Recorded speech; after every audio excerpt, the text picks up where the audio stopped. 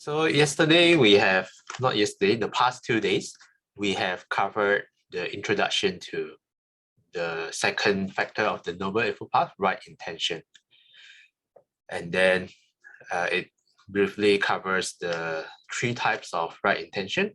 Firstly, the intention of renunciation. The second, intention of goodwill.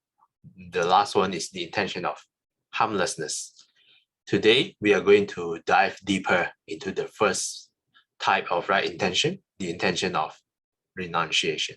So let me share screen.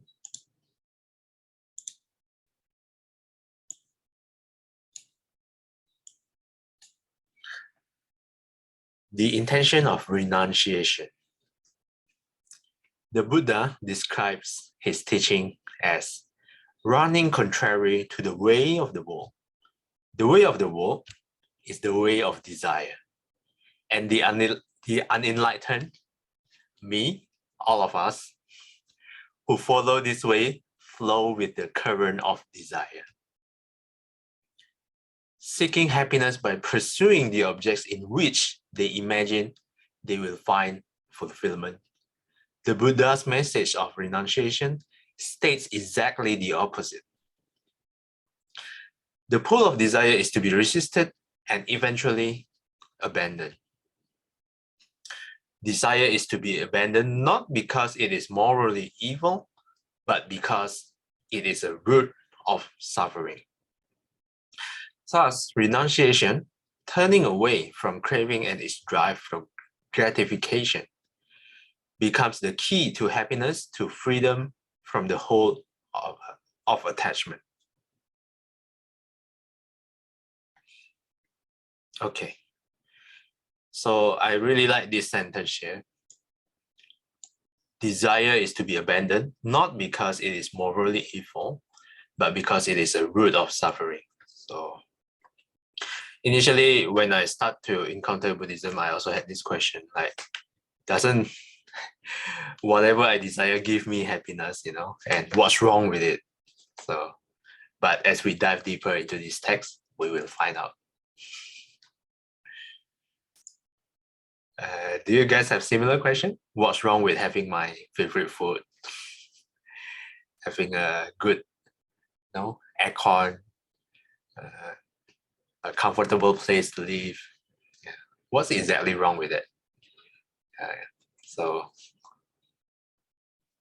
Okay, the next paragraph. Maybe we can let Wei Qing to read. Wei Qing, would you like to read? The second paragraph? Yes. Okay, I try. So the Buddha does not demand that everyone live the household life for monastery or ask his follower to discuss all sorts of enjoyment on the spot. The degree to which a person renounces depends on his or her disposition and situation. But what remains as a guiding principle is that the attainment and deliverer require the complete and eradication of cravings, and progress along the way is accelerated to the external that one overcome craving. Breaking freedom from domination by desire may not be easy, but the difficulties does not abrogate the necessaries. Since craving is the original of Tutakaha, putting an end of Tutakaha depends on eliminating craving that's involved directing the mind to renunciation. Okay. Thanks, Wei Qing. Okay. So any words that you don't understand here? Probably a few. Abrogate. Abrogate, yes. I have prepared it. The first definition of abrogate: repeal or do away with.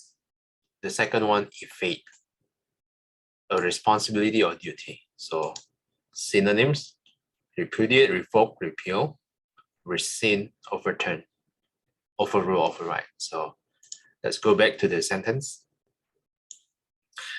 Breaking free from domination by desire may not be easy, but the difficulty does not abrogate the necessity. So we know it's difficult, but we also know it's necessary. Yeah, to be free from suffering. Unless we are okay with the level of suffering we are having right now. So this first line is interesting. So even though I think most of us know that living the household life has some merits, has some benefits to it, but we are all still here. So why? So it's explained in this sentence.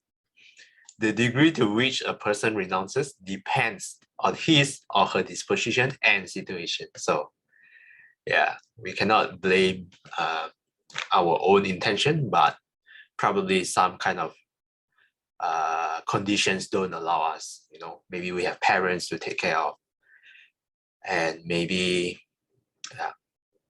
we have a financial situation or debt to be repaid. Yeah, everyone's condition is different, so we cannot just straight away tell the mass, oh, just let go, let's be a monastic. Yeah.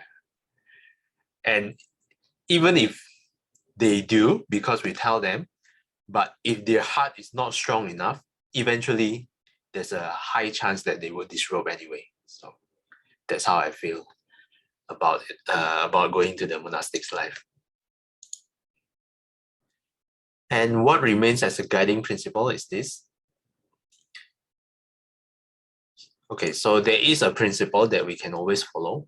The attainment of deliverance requires the complete eradication of craving. So for Wei Qing here, eradication here, let's define it, means the complete destruction of something. Okay. Yeah, if we want deliverance, maybe we can define this again, deliverance.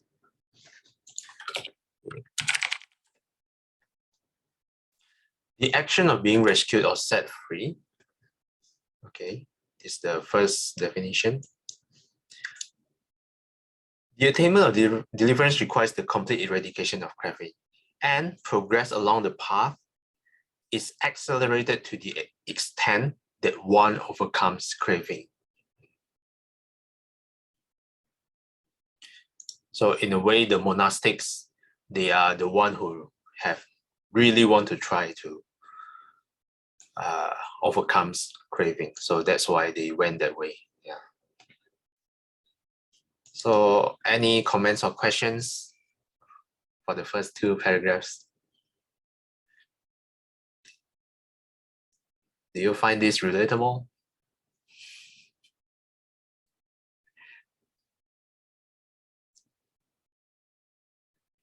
And any of you have this thought?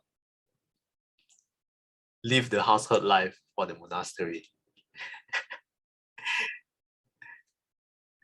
Probably some of us have considered it, but we are just probably too afraid to take the steps for some reasons.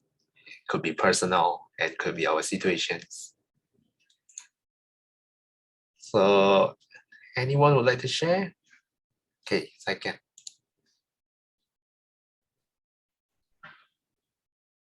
Yeah, I think like what you said, we all have our situation that doesn't allow us to renounce and just leave my family, you know, partly also because of this craving.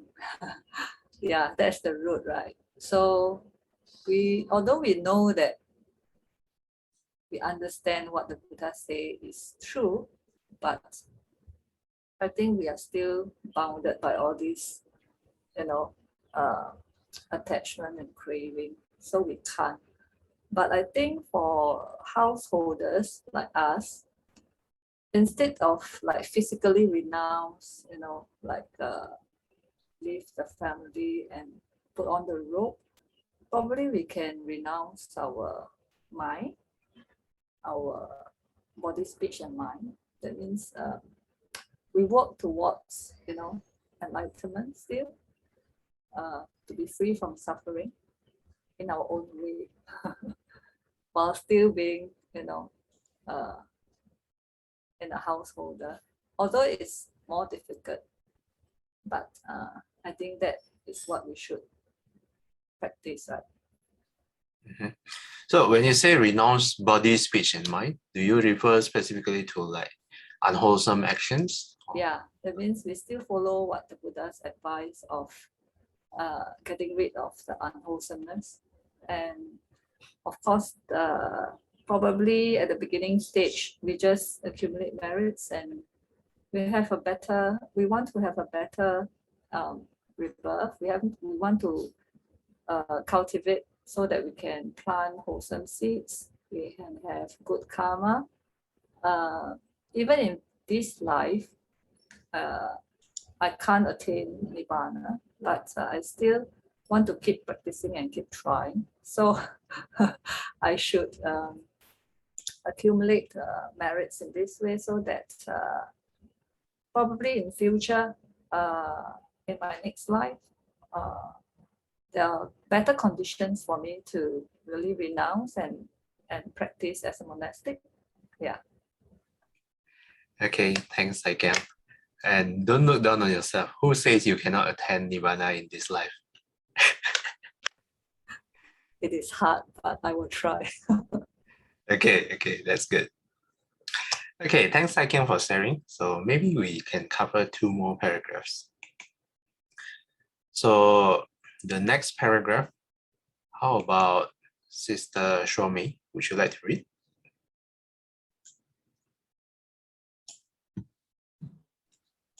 But it is just at this point, when one tries to let go of attachment, that one encounters a powerful inner resistance.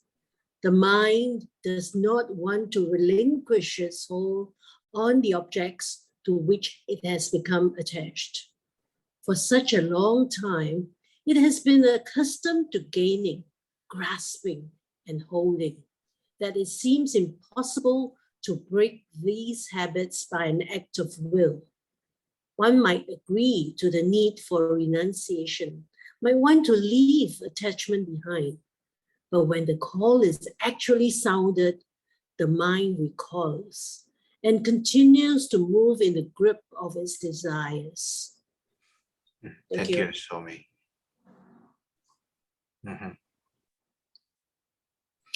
Okay, would you like to nominate the next person to read the next paragraph? Sister Jolene.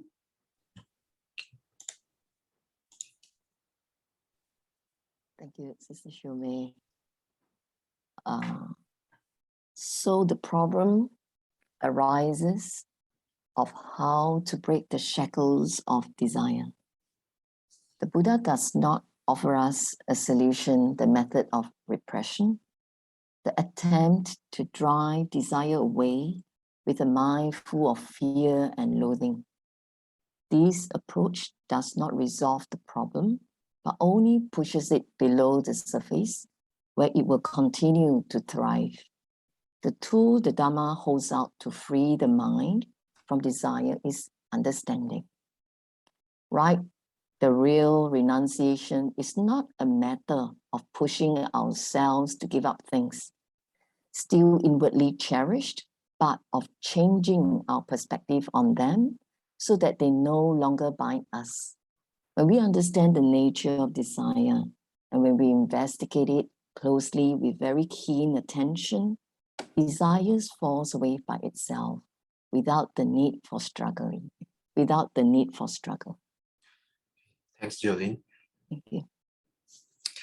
Okay, so any comments or questions for these 2 paragraphs?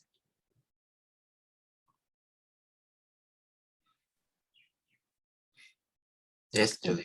Yes, I think that's how the mind works. Many a times when we meditate and we tell ourselves, hey, don't think that, don't think. Wow, thought just becomes stronger. And we're like, because I have to let go of the thought, and we became like, indirectly, we're more like, Yeah, so I think that's exactly how the mind works. And it has been with us since the beginnerless time. We cannot blame. It's very good. I mean, it's quite self-blaming sometimes. especially when you keep meditating for a period of time already, you say, oh my God, I've never even moved forward. It's like I'm still stuck here, that kind of feeling. So it is sometimes I am very demoralized lah. But then I think many teachers, if I go back to ask a teacher why I'm like that, they will always console, maybe not only me, but maybe other many students. It's okay, at least you are aware. You are making an effort. You are very aware that this is happening to your mind. And you are also aware that that's how the mind works. And that awareness of how the mind works gives me a lot of comfort level. Why? Because I know who I'm dealing with now. I'm not daydreaming about how it works. I'm very realistic about it. I'm very realistic about that's my enemy. I must know my enemy, right, in order to kind of like work with them. So knowing our enemy is a great way of learning. And then you can tackle it each time better. And then we don't get too much anxiety and then start self-blaming and self-pity, and all that is all part of this exercise, they try and mind just confused you. So I think this para is very important, especially as we are trying to train our mind. Yeah, that's how it works. Exactly, this para. Yeah. Okay, thanks a lot, Jolene, for sharing. Yeah, I actually also agree with what Jolene has shared. Especially this line, we have been accustomed to samsara for I don't know how many lifetimes, the beginningless of time. And to try to break free of this is really not impossible, but difficult, or even extremely difficult for some people, or for most people. If I may add on, Yes. I think to add on to what Sister Jolene said, no, this line about that the Buddha does not offer solution, the method of repression, is particularly useful because when we realize that actually we shouldn't be repressing it or resisting it, it stops that self-judgment and frustration with our own efforts. And then you realize that the next step becomes easier to move on. That's all. Yes, that's very good. Thanks, Romy. Okay, so we are about time. So firstly, I think this one, yeah, the last two lines. So it's not a matter of giving up or repressing, like Sister Shomei mentioned, but in this paragraph explained, of changing our perspectives on them so that they no longer bind us. When we understand the nature of desire, when we investigate it closely with keen attention, desire falls away by itself without need for struggle. But exactly how do we investigate desire? And what is the drawbacks of it? So it will be explained below, but before we go through the answer tomorrow, maybe it's also a good exercise for us to think about what exactly is the drawbacks of desire. And we can think of it in the whole cycle of desire. Firstly, what is the gratification? Like what kind of happiness does it give you? Secondly, what is the drawbacks? And thirdly, what is the escape? What is the solution, so to speak? Yeah, you can always read below to find out, but try to relate this in whatever you experience in your daily life, like whatever you enjoy in day to day. For me, for example, I always give example of food. I love food, I enjoy food a lot, but I have to scrutinize whether this kind of happiness has its drawbacks. And then what is the solution to it? Food is one example, but there are many, many other examples like entertainment, Netflix, YouTube. Try to see what kind of happiness do you receive, what kind of gratification, what is the drawbacks, and how do you intend to overcome it? Yeah. So that's it for today. We have covered 4 paragraphs. Tomorrow, we will cover another 4 paragraphs for this section, the section of intention of renunciation. So, any further questions or comments before we wrap up? Brother, I think it's also good at this point to be careful with the word dukkha. Mhm. A lot of times, a lot of people just because there's not dukkha comes from Pali, and there's not a very good translation for dukkha. And the simple way of saying it, people say suffering. Yes. But actually, the real meaning of dukkha is not suffering. It's certainly unsatisfaction. Yes. So we just need to be careful that, oh, dukkha is suffering, So how would you describe dukkha, Sister Julie? Dukkha is, there's no real word. I've asked a few people. I would interpret it as like kind of a diseases.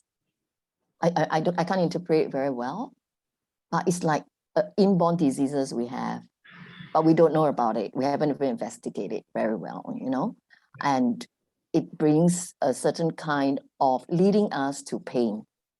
Yeah. So it's not a very easy word to translate, but when we ask even some very good translator, they would say it's a very difficult word to translate, but as a bigger meaning from the original word dukkha, actually.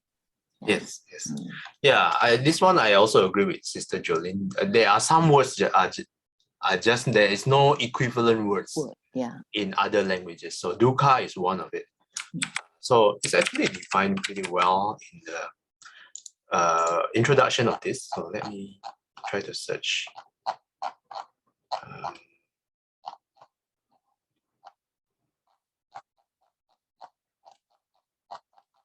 It's actually far away in the introduction, if I remember.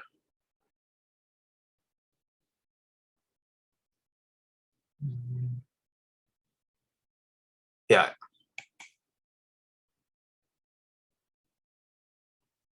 Yeah, this one.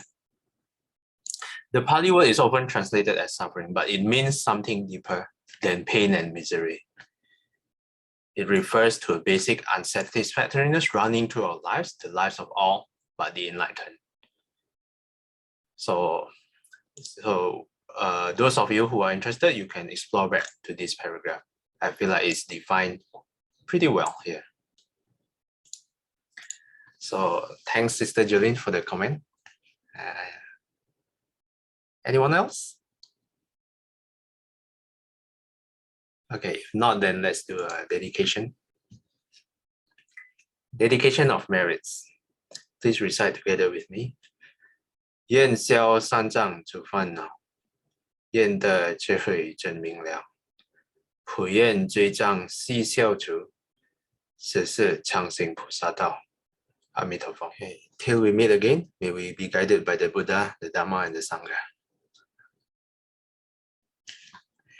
Okay, thanks everyone for participating. I'll see you again next time, hopefully tomorrow, and have a renunciation day ahead. Thank you, Marcel. Thank you, brother. Thank you, everybody. Thank you, Jolene. Thank you, Sister Thank you. Shunyi. Thank you, everybody. Thank you, everybody. Marcel. Thank you. Bye. Bye-bye. Thank you, everyone. Thank you. Bye-bye.